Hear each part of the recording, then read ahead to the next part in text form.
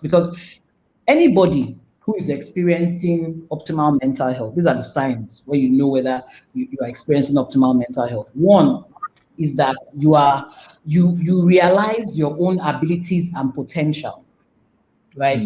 You know what you're capable of, your strengths, your weaknesses, your the good parts of you. I mean, everybody has abilities, everybody has potential. I crack the joke and tell people that, oh, when we're talking about potential, we don't mean when a guy toasts the girl and then they ask the girl, okay, what about that guy? You say he doesn't have money, oh, but he has potential. But that's not what I'm talking about. But there's that potential within me. What are my own abilities? What are my own potential? We try to raise our children like that, but our parents didn't raise us like that. Everything was streamlined. It's either you had academic, academic IQ, what am I saying? Academic intelligence. Nobody ever bothered to ask about emotional intelligence. Nobody ever bothered to ask, okay, is this person good in drawing or painting or singing? We had things really streamlined. Creative arts. Mm-hmm. I remember my mom was a nurse, and I asked her why she became a nurse. And she told me that back then, the women were either teachers or nurses. That was it. So some of her sisters became teachers, and well, she became a nurse because she wanted to be a nurse. She went to university, she was a matron before she retired. Her baby sister was a teacher at first, then eventually relocated to England and became a nurse. Why? Because there, nurses were being paid and all that, but everything was streamlined. You weren't told that, okay, you can become an engineer when you're a woman. Back then, they weren't told any of that. So there are a lot of stuff that we don't even realize. Children are suffering because they don't know of their own abilities. They don't know about their own potential. So that's one sign of if you are experiencing optimal mental health, you need to know about your abilities and your potential. 2, you need to know how to cope with the stresses and challenges of life. Now, stress, as I tell you, stress is the demand that is placed on the brain or the body. Maybe, oh, I'm going out and there's traffic, everyday traffic. That's a demand. Like, you have to rise up and face that traffic, get to work. There's good stress, there's bad stress, right? Good stress is your day. You're just like, you have an exam, your body rises up to face that exam and pass. That is the normal way. Your body needs to rise up to different challenges and different stresses. But when it becomes a problem is when stress becomes continuous, chronic, endless, because the body is not supposed to be responding every time to stress because of the level of hormones that are released when it happens. But what you see in society, a lot of people are not trained to even know what's good stress or what's bad stress or how to deal with the challenges of life. Right? We're meant to know how to do, because challenges will come. It is I don't want to use the word fully, but it's stupid to think that we'll not face challenges. We'll face challenges, right? So how do we deal with these challenges? When challenges come, do we cower, or do we instead of stepping up to the plate and being realizing your potential to even deal with the challenge? Do we do that, or do we just give it up, or so this country is useless, everything is useless, there's no hope? So that's 1. Then 2, then 3 rather. One sign that you're experiencing optimal mental health is that you are productive in your work. Now, one of the signs of mental illness is somebody who was formerly productive suddenly now becomes unproductive. He or she maybe was top of his game in the office, always hitting, or a child who was passing, always at top of our class or top of his class, and then maybe he's molested sexually or something. Suddenly you find that they start failing. Some of them, they become imbeciles right from there. They can't function again because something has interrupted the flow, right? So, but if you are mentally, aware, and you see that change in that person, he or she is no longer productive, he or she is not, both at work or the person in school, then there's something wrong somewhere. Something has gone wrong in the mental system. Something has happened to this person to unhinge this person from his or her productive way of life. You get so you have a lot of people walking around, they're not productive. So that already in itself is mental illness. So. That already in itself is mental illness. I want to mention the 6 because some of these things are from WHO. Some about 2 I think I added myself personally because I just saw it in life and so that people were not this thing. I see this thing happening, a lot. So as you said, engaging in productive. The next one, the 4th one is contributing to your community. That one, the typical Nigerians will say, "What concern me with community? Everybody find your way." But we are realizing more and more that if you want to succeed, to be even flourish, like all these secular teachers and co say that look, when they discovered when their life finally took off was when they realized that whatever they were doing must be more about it can't be just about them and their family, right? Just me, myself and my children.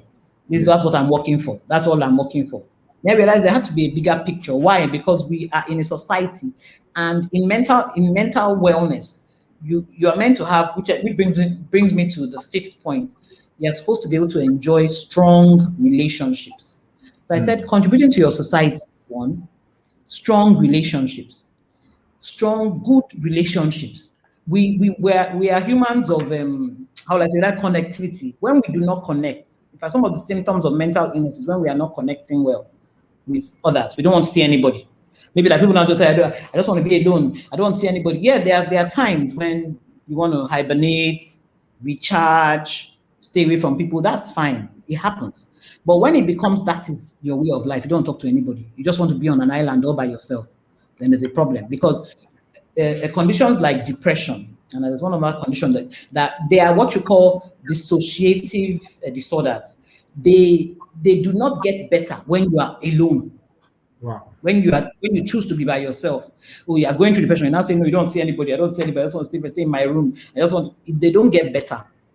They actually get worse because in that course of being alone, the thoughts, the system is already the mind is already running negative thoughts. There's already like a kind of programming in your mind. The what you call there are neural pathways in the brain. The brain can rebuild itself, replenish itself with the right kind of thoughts. When you feed it the right kind of thoughts.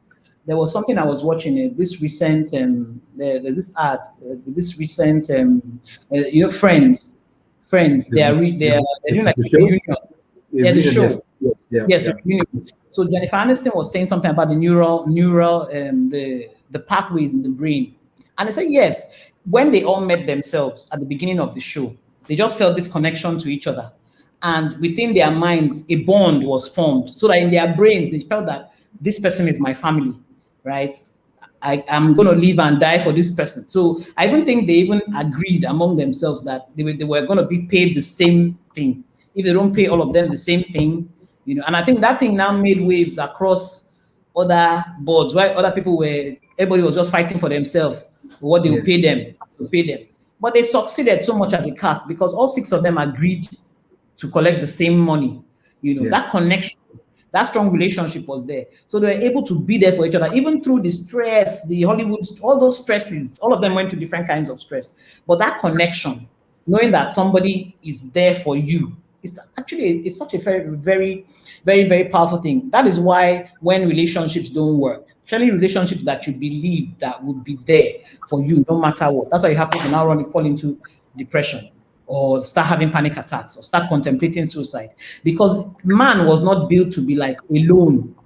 Even the Bible says that it's not good that man be alone. It's actually deeper than that. It's not just because I have a woman around me just to be frolicking with. That's not it. There's something inside the human system. No, honestly, there's something inside the human system that craves connection, that craves supportive connection, not genuine toxic connection. Yes. Genuine connection. I was talking to these young people and I was telling them, because they had to now start reevaluating your relationships. It's good if as you're young, so that you are able to identify what proper relationships are.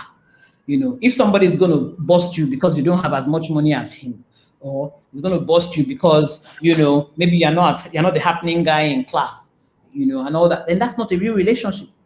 That's not a genuine relationship, because the person should be able to love you for who you are, stand by you for, as in just, even if you Yeah. are sick, you are dying, whatever, but stand by you. Every human being craves that connection because that's how we're made, right? And then the last one is ability to enjoy life. This question, I ask it all the time in every session. That, see, what does it mean to enjoy life? Some people don't know because life has hit them with so many things. Especially when I see women, and women, they get married, start having kids. In fact, at the point they get lost in the mix. So they forget, they don't know. As in, I was asking, I think I was asking him, even a man, I was asking him in a session, and he said, in a speaking engagement, and he said that his own is just to drive. There's a place near his office. He will just drive there after work, be there for 2 hours, take one or two, one or two bottles, and drive home.